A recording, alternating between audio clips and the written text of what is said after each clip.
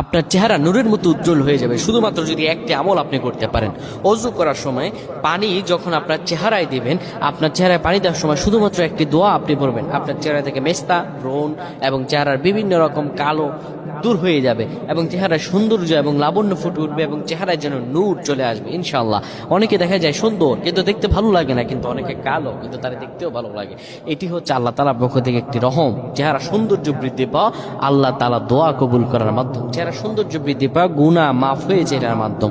প্রিয় ভাইরা আমার, এটা অত্যন্ত গুরুত্বপূর্ণ আমল, সকলেই করবেন। যখন আপনি অজু করবেন, অজু করার সময় পানিটা যখন চেহারায় দিবেন, ওই পানির মধ্যে 3 বার পরে ফু দিবেন।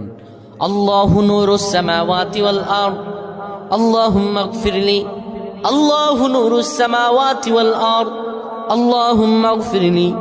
এই দোয়াটি 3 বার পরে সেই পানির মধ্যে ফু দিয়ে পানিটা চেহারার মধ্যে লাগাবেন। আমার আল্লাহ আপনার চেহারার মধ্যে